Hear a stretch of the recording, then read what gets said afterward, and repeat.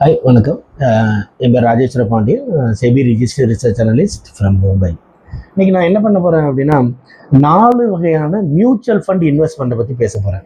அதாவது SIP, SDP, SWP, SIF, இது 4க்குமான difference அப்படின்னா இந்த 4ம்னா என்ன அப்படிங்கிறத பற்றி சொல்கிறேன்.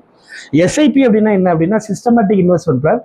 ஒருத்தருக்கு ரெகுலராக சம்பளம் வாங்குறாரு, அதாவது ரெகுலராக மாதம் சம்பளம் வாங்குறாரு அப்படின்னா ஒரு குறிப்பிட்ட அமௌண்ட் அதில் இன்வெஸ்ட் பண்ணிகிட்டே இருக்கலாம்.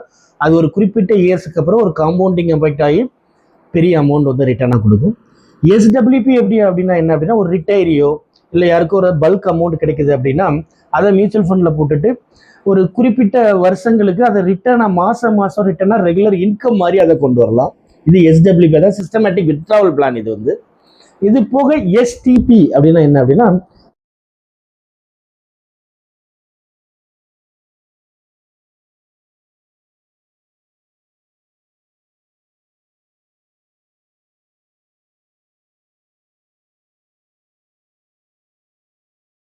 ஸ்லோவா என்ன பண்ணுவாங்க அப்படின்னா கிராஜுவலா அந்த ஃபண்டை வந்து இப்போ ஃபார் எக்ஸாம்பிளா ஒரு 5 crore இருக்கு அப்படின்னா கிராஜுவலா வந்து எவ்ரி மந்த் வந்து 5 lakh வந்து டெப்ட் ஃபண்ட்ல இருந்து மியூச்சுவல் ஃபண்டுக்கு போகட்டும் அப்படிங்கிற மாதிரி பண்ணுவோம். இதுக்கு பேர் வந்து எஸ்டிபி.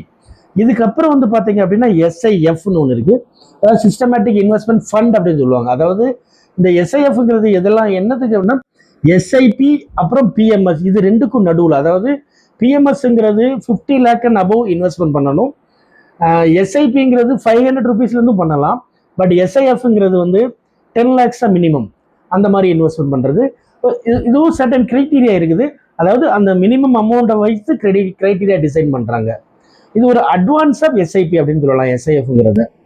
ஸோ இந்த மாதிரியான டீட்டெயில்ஸ் மேலும் உங்களுக்கு தெரிஞ்சுக்கணும் அப்படின்னா எங்கள் சேனலை காண்டாக்ட் பண்ணுங்கள், இல்லை எங்கள் கம்பெனியை காண்டாக்ட் பண்ணுங்கள். தேங்க்யூ.